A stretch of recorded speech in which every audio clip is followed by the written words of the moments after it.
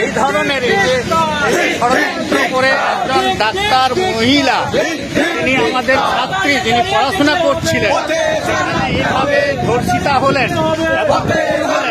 এটা যেমন শুধু ভারতবর্ষের মানুষ না, শুধু আদিবাসী মানুষ না, প্রত্যেক শ্রেণীর মানুষকে নাড়া দিয়েছে। এবং এই ঘটনাটা বিদেশেও এটা চলে গেছে যে দরকার মানুষের। আমরা আদিবাসী সমাজ হিসেবে আমরা বার্তা দিতে চাই, এটা আমরাও আছি, আপনার পাশে আছি এবং ডাক্তারদের পাশে আছি। এই জন্যে আজকে আমরা এই পথ পরিক্রমা আমরা করছি এবং এটাই আমরা বলতে চাই। তবে পশ্চিমবঙ্গের যে কোনো জায়গায় যে ধরনের যে অত্যাচার,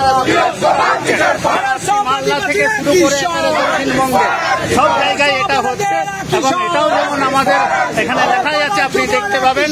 যে আমাদের আর্থিকর ছাড়াও এবং আদিবাসীদের উপর যে অত্যাচার হচ্ছে তার প্রতিবাদেও আমরা এগুলো তো অত মিডিয়ায় আসে না।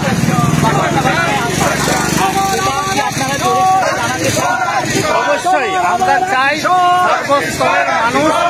আমরা যেমন কথা বলছি তারাও আমাদের কথা মেলাক এবং এটা তারাও বিচার চান এবং সেই ক্ষেত্রেও আমরা প্রত্যেকেই আমরা আহ্বান করছি যে এই ধরনের অত্যাচার দর্শিতা হচ্ছে যেখানে তার প্রতিবাদ সব জায়গায় করা উচিত। আমার নাম বিজন চন্দ্র কুলু,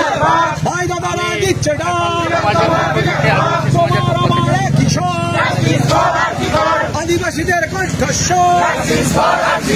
সব আদিবাসীরা কিশোর, মা বোনেদের কিশোর, দাদা ভাইয়ের কিশোর, আদিবাসীদের তুমিও চাই আমিও চাই তিলোত্তমার বিচার চাই, তুমিও চাই আমিও চাই তিলোত্তমার বিচার চাই, বিচার চাই আমার দিদির বিচার চাই, আমার দিদির নাম তো হবে